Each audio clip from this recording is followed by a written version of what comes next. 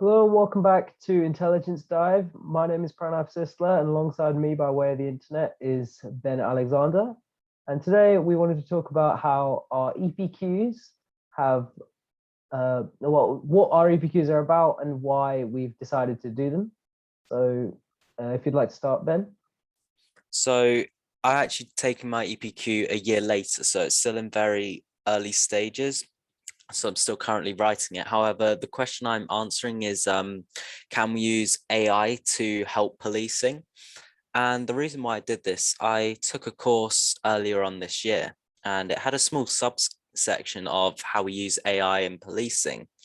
And it gave us different ways it used. So for example, using crime data locations and type of crime along as the time to then plot that onto a map so that the police can use this data to try and patrol areas that are more likely to have crime, so predicting location of crime. And then there was also the risk of recidivism, which is how likely someone is to reoffend within 2 years of their sentence. And this ranks offenders from high to low risk. And depending on how high their risk is, it gives them the opportunity to have different post-sentence schemes that can help them get back into society. And this just combined my interest between the ethics of AI and AI itself. And I'll say the main things I found out.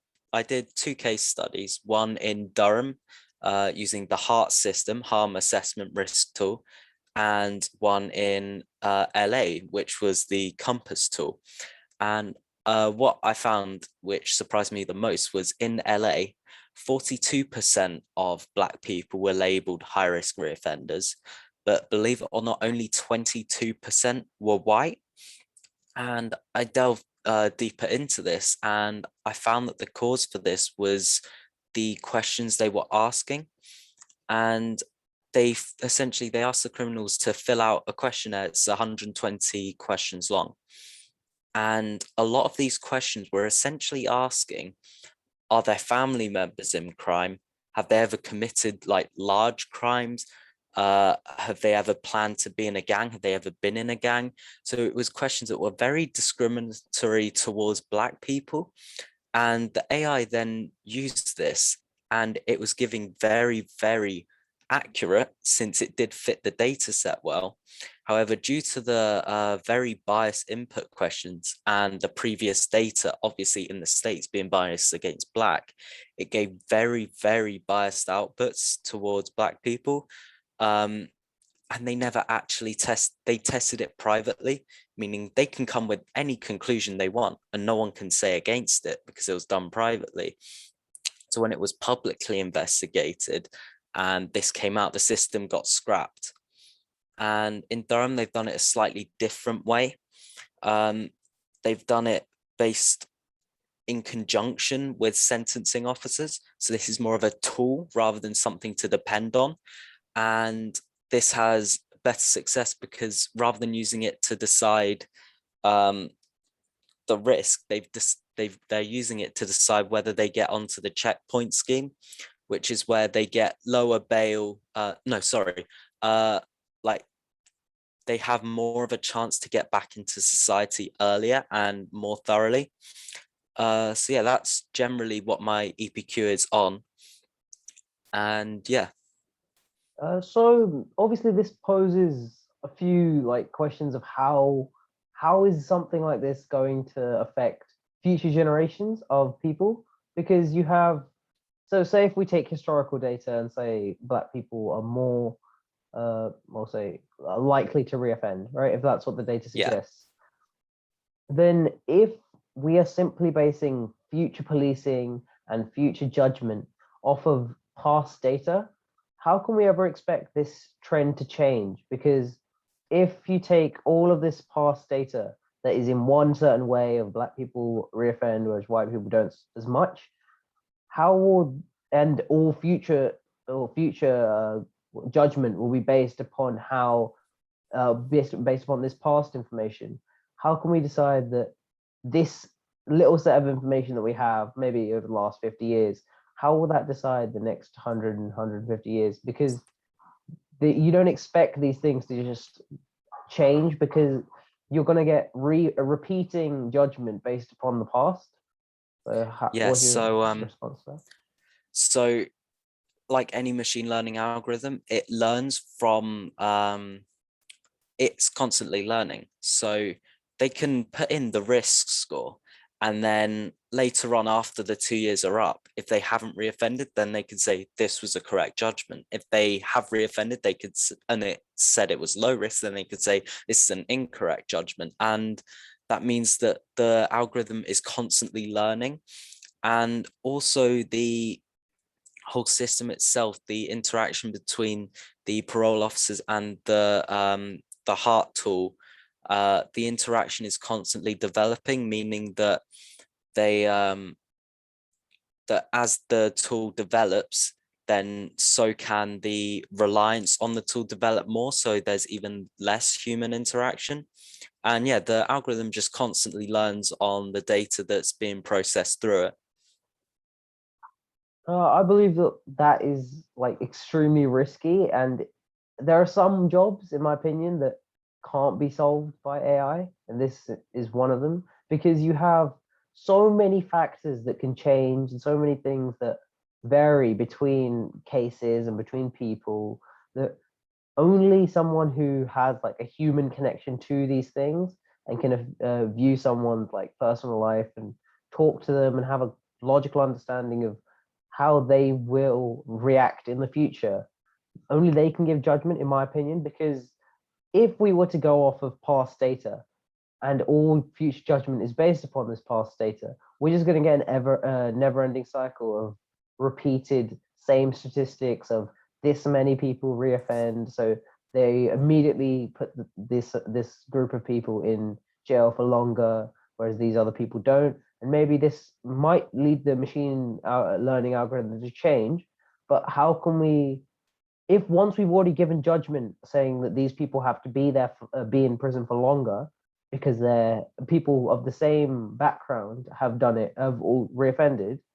So the only way is that more people reoffend, so it gets stricter. Whereas I can't see a way in which this So algorithm will allow for it to get more lenient. so the way it actually works is it's calculating how much they're going to reoffend after after they've done their jail time. And the way Surely, that it well, that would works is change. it's sorry. Surely the amount of time that they would have to reoffend would It's change based upon how yeah, long they've been in prison. Basically, but it's done in conjunction with officers themselves. This is still just a tool, it's not solely dependent on. However, you can make the point that if someone is given a risk of recidivism, then if they're lazy, they are likely to just say, oh yeah, I'm going to trust the algorithm. Oh yeah, I'll just choose this one, which is also a point that I made, because we're humans. We want to find the easiest way to do our jobs. And if people put too much trust into the algorithm and don't apply their common sense, then that can be an issue, which is still a very good point. okay. So overall, it's a very risky grounds when you're It putting, is. yeah, someone's entire life, and especially in a country like America where you even have the death penalty. You're Mm. putting so much responsibility on something that someone has just made. So that's And yeah, I made that point that it's got to be at a low level. It can't be making big decisions, because it's simply not accurate enough. It's got an accuracy of around 60%, which if it's deciding a life is not acceptable. So the concept is there and it needs more time to develop. However, I do see this being a part in the future, but currently I think it is being a bit ambitious. So what's your EPQ on? So my EPQ assesses internet implementation methods globally. So I've taken case studies of China, the US, and the UK, all three of which have different approaches, but I've split them into what I dubbed throughout the EPQ as the Eastern and the Western approach. So the Eastern approach is what is taken up by countries such as China, and Saudi Arabia, which had heavy focus on censorship and ensuring that the general public were given information that was viewed prior to the firewall that is put in place beforehand to avoid all information from simply being spread, whether that be misinformation, propaganda, and all these other what they deem negative things. And obviously, this runs the risk of them manipulating this sort of data and using programming the firewall in such a way so that all of the information that gets through is pro-government and pro-royal family in Saudi Arabia sense. And obviously this is extremely risky. So this is something that I assessed. And on the contrary to that, the Western approach is one of that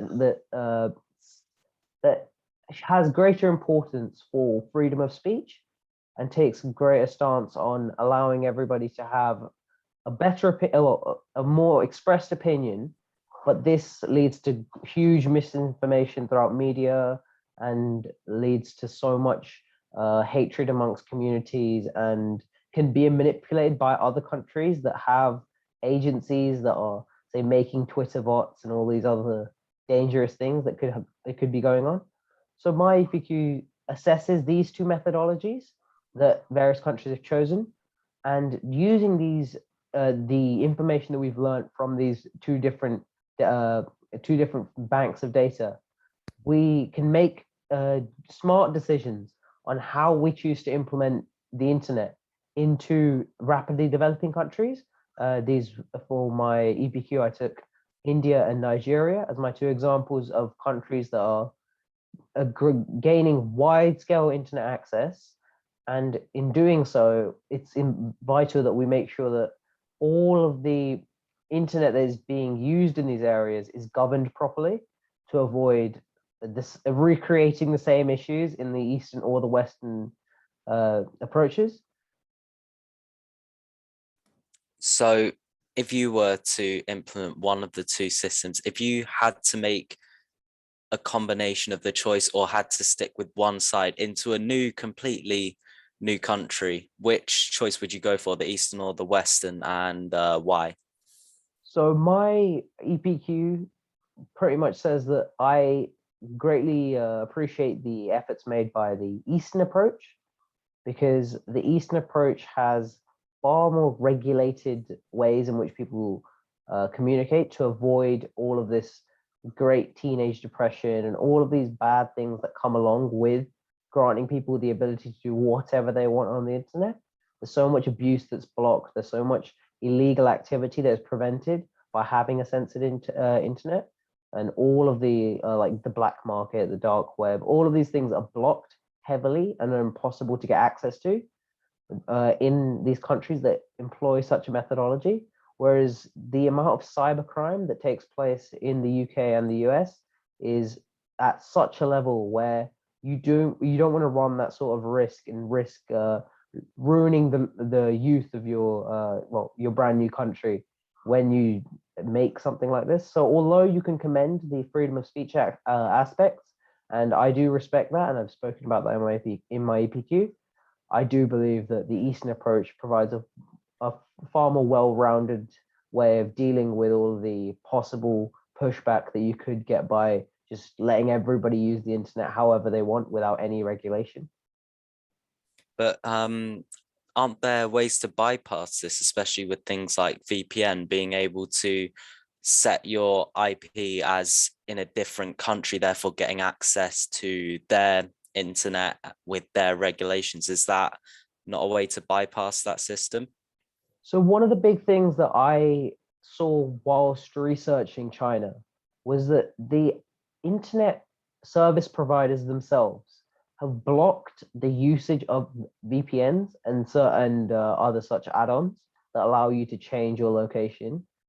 Well, on the most part, because the major companies that are running these broadband facilities, all of them have come pretty much unanimously decided, with the help of the Chinese government, to make it impossible for you to use a VPN through their broadband hardware. So that is something that they've cracked down upon in order to prevent people from accessing information that they don't seem fit. But I believe that it's when you enter waters of what is politically acceptable, in the sense that a governing body, say the Chinese or the Saudi Arabian government, they go through all of this information before sending it through. They treat it as a crime if you were to see what is not been filtered towards you and what has not been allowed towards you. Of course, that's risky because these countries have very, very strong leadership programs, and that is something that people have brought up as a big risk. But when you are creating, say, a new country, and you want your country to have as little pushback and as little conflict as possible, you wouldn't want to promote hate groups, terrorist videos, and all of these like all of these evil things that can be circulated on the internet, like extreme hate towards people. And by employing such a method, you eradicate all of the chance of that happening. Could you not make the argument, though, that as humans, we need different people's perspectives for different countries from different upbringings? And surely if the government have complete control over what their people see, surely their perception of different countries could be skewed. As a very extreme example, for example, in North Korea, they essentially brainwash their people that South Korea and America are the enemy, they're the worst thing that could possibly exist. To an extent, could this not be possible using the Eastern style of approach? So obviously that is a big risk that you run when you have this, and that is something that I did speak about in my EPQ, of the ways in which people can exploit this for propaganda and other such reasons. However, when you assign, well, no one in a functioning society, you believe in your government, right? In a functioning society where everybody has the idea that we are working together in order to improve the lives of those around us, whilst also making sure that there is a competitive nature between yourself and your neighbor, to make sure that you profit when you do well and you work hard, and you have a loss when you do poorly in life or you don't work hard. So when there is a functioning society, in that sense that people are working towards a goal, which is either being rich or owning land or anything like that, there must be trust in the government. And although you can say that the certain governments of, like, the Saudi Arabian, Chinese, and North Korean are subjectively not trustworthy, according to some people, I believe that the way in which a functioning society should work is that people should have at least some trust in the government. And there should be laws. I spoke about this, that in order to prevent, say, all positive press towards an opposition party, in order to prevent all of that from not just being blocked by the party currently in power, right? There should be mediators that act as people that make sure that it's not simply just propaganda that gets through. But the way in which it should be managed isn't just so that it's every single thing goes through. There should be at least a big group of people from different backgrounds and different regions coming together in order to decide what information goes through and what shouldn't. That's a very good point, because you did somewhat answer my next question, which I was going to say, how do people know to not trust their government if the government controls what they know? However, as you said, there needs to be laws to prevent that such thing, because if a government does have full control, they can block all their opposition. Yeah. They can essentially virtually kill off all of their competition. But as you said, we need laws and acts to prevent this. Yeah, and that's something So, that we aim for in a functioning society. yeah. So that's a summary of our EPQs and a little Q&A on both of them. So our next topic is going to be IoT, which is short for Internet of Things. Now, Internet of Things is everywhere. everyone's got some sort of smart device. If a device has smart in front of it, most of the times it's Internet of Things. An Internet of Things, by definition, is a device which can connect to the internet, which uses data to help do normal household tasks. For example, the Hive smart thermostat. You can control it on your phone. You can tell it to turn on the thermostat at this time if your house hits this temperature. You also have things like smart fridges where you can control the heat from the fridge on your phone. You have Alexa, you have like Google Home, so smart assistants. And these are We're not all sponsored, by the IoT way. devices. Yeah, please someone sponsor us. All of these smart devices. And there are a few concerns with things like this. For example, there was a experiment done with Alexa where they got a brand new Alexa, like completely from the box. All they did was talk about, I've forgotten the topic, but they talked about one topic I think it having was never said the dogs. key word. Yes, stocks, having never said the key word of hey Alexa. And Alexa started telling them things to do with stocks. So clearly it had been listening the whole time, because the way these devices work is they've got to be listening all the time because they have to listen out for the keyword. They can't hear the keyword if they can't listen. And they found that their data was essentially being used without their permission. They didn't want it to hear this sort of thing. And this is a very big ethical issue and a privacy issue. And I've experienced it myself. I was talking to my friend about stocks just very briefly, maybe 5 minutes. And I go on Instagram. The first advert I see is an advert for a stocks course. So obviously it's extremely scary when you have all of these things that you feel as though are collecting all of this information to build up against you. And as we spoke about in the previous podcast, that this sort of information is used, that can be used in a bad way in order to negatively affect those who it's been gained from. And the way in which these people profit off of all of this information is scary in that sense, and that is undeniable, as well as the fact that these things are written up and they're like shown to us as though they have like a RAM of like 5 seconds max, where they listen out with a microphone, listening for your keyword, and if you don't say it, it deletes the previous data. But when you have something, so that's probably what would work on, say, a battery powered device. Whereas when you have something that plugs into the wall socket, that battery is no longer an issue. So the RAM doesn't have to be capped at a certain amount. So it can listen and record as much as it wants. And you'll pretty much have a bug. So, you know, in the spy movies, and someone would drop a Yeah, bug somewhere into a room, right? yeah. You have one of those bugs in your house. In some people get it in like 5 different rooms at all times. Mm, And you've done this to you've paid money to be spied on. And this is something that, although you're getting convenience out of the fact that it's a very well made device, whichever device you happen to be using, it's scary in the sense that all of this data could be used the same way that you see all of this like bugging people, like tracking people, all this stuff that you associate with what they do to criminals, you're paying to be done to yourself. hmm And another big issue with this, it comes in the name itself, internet. All of these devices are connected to the internet. So I don't think it would be as much of an issue if all of this data was stored locally, because when you're done with it, you can, well, you can dispose of it. I wouldn't say chuck it in the bin, it's an electronic, but you can dispose of it. You could wipe it.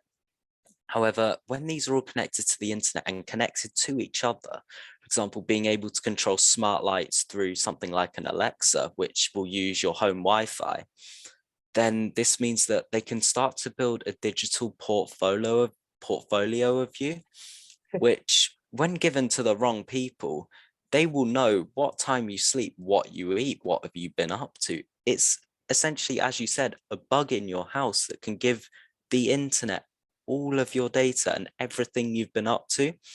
And this can be combined to then be sold on as digital profiles. And the next issue, which I'm going to come over to, is smart cities. So this is an extension essentially from IoT devices, extending it into the streets and into the public. So for example, having smart CCTV cameras with face detection, having microphones that can pick up voices. And I guess you could say the argument you can make is it makes a city safer, with the police being able to track anyone at any time. But again, this is you giving away your privacy, your complete privacy, for something with such minimal returns, since there are already methods in the smart city, in cities, that can do things. For example, you don't need things like smart bin collection or smart weather apps. They already exist. And then you can make the point of, are these new developing apps and these new developments actually beneficial enough for society to implement them against all the drawbacks based on data privacy? So a scary thing about this is like Amazon Ring, which is a like doorbell company where they record what's going on outside your house. I'm pretty sure a lot of you have seen the ads for these things, where it's constantly recording. So if someone were to come by your house, it might be motion sensor or something like that. You get an alert on your phone. It makes a little jingle in front of your house, and then through that you can someone's there, or you can even speak back to them if you want. But what this is doing is this is watching who is coming in and out of your house constantly. And all of these things could be used by them to catch criminals, which is obviously a great thing, right? And this sort of information, if it was in law enforcement's hands, is a good idea. But when you're doing this and you can take this information and inherently blackmail people with, say, a rogue employee who decides one day who's been watching all of this tape of someone's life, they can extort money from these people by using a certain element of their life that they wanted to keep secret, and putting that out into the public. These sorts of things they're so twisted, in that you have someone who's been given so much responsibility to be either viewing these things or putting these things into a machine learning algorithm, or in all of this people who have access to this sort of data. How do we know that these people are qualified enough and professional enough to not try and use this information that they should not know for their own personal gain? And another point you can make with that is that even though they've stored all this data and they have this data, under the Data Protection Act, you have the right to know what a company's storing on you, and the right to see the data. And after 5 years to be able to delete the data. However, when this data is not just on a database for a single company, but is on the internet, it then becomes so challenging to track down this data and actually know what people know about you, which causes the issue of, it's so complicated to get your data back that it's essentially out there and you can't do a thing, which goes against essentially the Data Protection Act, which its aims are to make people safe online and to give them the opportunity to get their information. For example, at the school we go to, you normally wouldn't get all the information on you. However, if you make a request, they can give it to you. However, because all of these IoT devices communicate with the internet and store things on the internet on massive databases in thousands of different, well, not thousands, hundreds of different countries, it becomes extremely difficult and long to get all of this data back on you. Yeah, sorry, you were saying. So yeah, your data is out there and it's gone, which I've heard cases of where people literally just turn off as many smart devices as they have, because in reality, the devices we have already that aren't smart aren't actually very far behind the smart devices, because it brings back the point of, why develop something that isn't broken? Yeah, so all of this like expansion that you see in all these big companies of aiming to do more and more things in order to, well, say, first of all, increase their profit margins and all that sense. But they are slowly building their Internet of Things that they have on people. So first of all, you'd have, say, let's take Amazon, for example.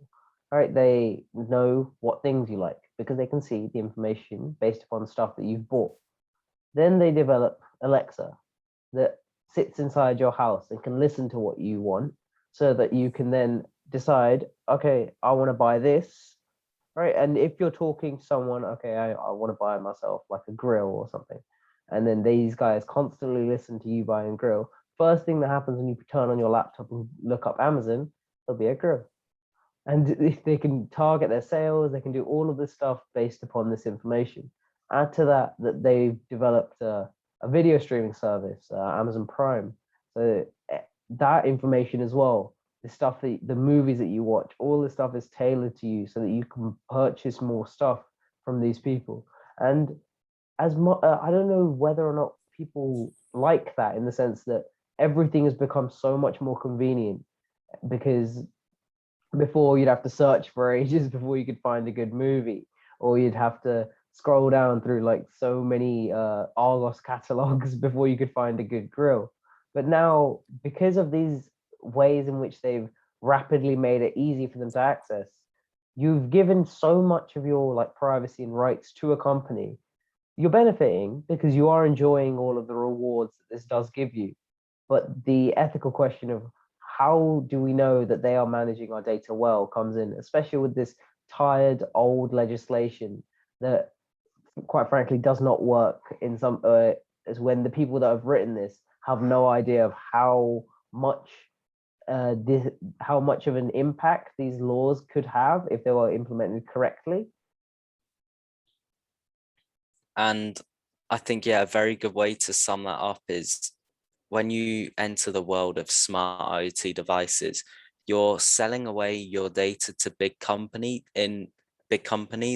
in return for convenience, which just sums up the human race. We all want convenience. If we can get something quicker for what we perceive as very, very little drawback, then we'll go for it, which is the idea of all of these companies, and that's why they're so rapidly expanding into everything.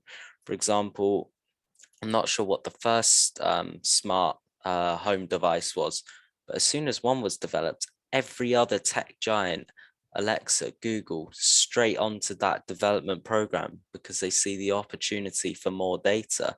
And to these tech giants, data is essentially money for them. They can sell it to advertisers. They can get more benefit from themselves for their recommendations. And yeah, it's just quite scary how much of our data is out there without us knowing and without our control. So when this, so obviously we're not in a position where we can definitely say that this company is exploiting X, Y, Z because obviously we don't know. We're not involved with any of these corporations. And no one can get that data either because it's so heavily protected. So just by us picking like Amazon and all of these examples prior to this, there is no like harsh feelings towards these companies. But you have to understand that when we're in a position where constantly we're building the amount of information that we're putting onto the internet about us, even if it's not through directly posting ourselves, when we do something like this, it's important that we know why and how all of our data has been managed to avoid exploitation or anything dangerous in the future. Because right now, I can't list any examples of when these people have done it for anything other than improving your convenience and making some money according to that, right? But that is part and parcel of why you bought this device instead of wasting time, wasting efforts on something that's a little cheaper, but is a lot more time consuming, right? So I understand that aspect of it all. But so I have no malice towards any of these companies, but it's important that people that are in our position who are or looking to be, well, we're going to be part of a world which is even more high tech and even more advanced than what we're currently in. It's important that we know how our data is being used and managed to avoid being exploited and being mistreated by all of these companies, if possible. And although they do have that opportunity to exploit the information, do what they want with it, I don't believe that they would, for the sole purpose of all it takes is one news article with evidence that they are mistreating data for their public reputation to be tarnished. And if that reputation's gone, then so is that branch of their company. Yeah, the So I trust believe that, between the trust between those who yeah, use the on products trust, as well. yeah. However, as soon as that's gone, there is no company. But I also do believe that the laws on data protection and access to data should be a lot more clear, and that they should be able to state, not just in the fine print, but what data they do take and what data they do store. Because I think if people found out what they were storing, what they're saving and what they're processing with that data, then they would second guess getting something like a smart speaker. Yeah. So, with all these risks considered, you are always paying a heavy price when it comes to your privacy when you allow an item that is revolutionizing your day-to-day life, but in actual fact, the purpose of that product is to be used in order to gain information on you, whether that be in a positive way to sell you stuff, or if they're selling it to some company and abusing you indirectly or something like that. So this all considered, it's important that we assess why we've talked about this, because these are threats that will affect us in the future, but we throw no malice towards any of the companies Yeah. that we're mentioning here. So yeah, on to a very different topic. We are both studying computer science at A level, and as part of the A level, we have a 20% non-exam assessment, which is essentially to find a solution to a computational solution to a problem that we have. And this includes having to go through the analysis, the design, the implementation, the evaluation. And I personally chose to do a projectile motion simulator. And this takes essentially A-level maths and A-level physics projectile motion questions. And it provides an interface which allows the user to enter the variables in the two different formats. It can be either using Subat equations or velocity angle equations. And this will then plot the projectile arc, and it will give them things like the maximum, the minimum points. And I used it because when I was doing projectile motion, I found it quite difficult to quickly verify solutions to answers that I had, whilst also physically seeing that arc, which really helped me visualize it. So that's why I've essentially created this quiz app, which has a projectile motion simulator at the heart of it, combining both my love of physics, maths, and computer science. So yeah, this also includes databases. So we have, as part of the success criteria, we have to have a relational database which can store environments and past questions. And it also allows teachers to create classes of students and set them questions. So yeah, that's an overview of what I've done. So by way of absolute coincidence, Yeah, I happen to this have is quite interesting. done something also based around projectile motion for the same reason that it links together your maths, maths, physics, and computer science.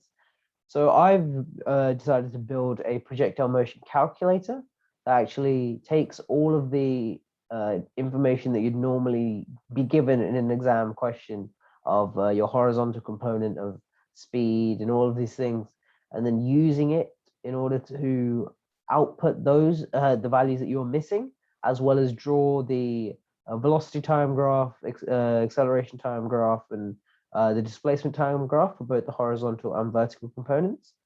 So this again is something that I chose to do because of making the topic more accessible to those studying the A-level syllabus, because it's one of those topics where some of the things that you hear, for example, like how horizontal acceleration is always zero, that doesn't like necessarily make sense, because you're so used to, say, if you throw a ball or hit a ball, that it slows down horizontally when it's moving. But that's because of course, air resistance and all these other factors which aren't considered on the A-level specification, because instead you're talking about a particle and with no volume but a mass. So that's something that is very like hard for someone who just started the syllabus to wrap their heads around. So that's why I've decided to make a calculator that simplifies these problems as well as explains with a good sized information bank about how these problems can be used. This information can be used in order to solve these sorts of problems. I've also put in an option to work out the way. Sorry, the if two projectiles were to be projected at two different angles at two different speeds, like the points at which they'd collide and all of the other intricate questions that you might be asked at the A-level or A-level maths and physics levels. So this is something that I've put a lot of effort towards building myself. And what languages and libraries did you use for that? So I originally started by using DHTML and as well as using Python. So I've been using Python's graphing software as well as the uh, as well as HTML, CSS, and JavaScript in order to build my internet-based UI. What about yourself? So yeah, I went for a purely Python route because it's my most used language. I'm most comfortable with it. And I'm using PyQt for the UI, as well as SQLite 3 for the database, and a little bit of NumPy for when, for example, calculating roots for quadratics needed. So rather than putting in the whole formula, I could just use that library itself. And what I wanted to do is create the SUVAT. So SUVAT being the variable names for projectile motion. I created that library myself, as it allowed me to essentially learn to program the maths and the physics behind the simulation itself. So yeah, that's my coursework. I've currently finished the projectile motion calculation bit. I've still got the UI and the database to do. So yeah, I'm most of the way through my project. Yeah, I'm pretty much in the same place where I've done the analysis and and most of the write-up section, apart from actually testing the program. But I've built most of majority of my interface. I still need to fix up a little bit of the graphing software as well as fixing some of the vertical component section. However, overall, I think I've made a good bit of progress in the last month or so, which I've been trying to finish this off. So yeah, I think that brings this second episode to a wrap. So today we discussed our EPQs, IoT devices, and our coursework. I hope you've enjoyed this second episode of Intelligence Dive, and I look forward to seeing you all soon. Thank you and bye. Bye-bye.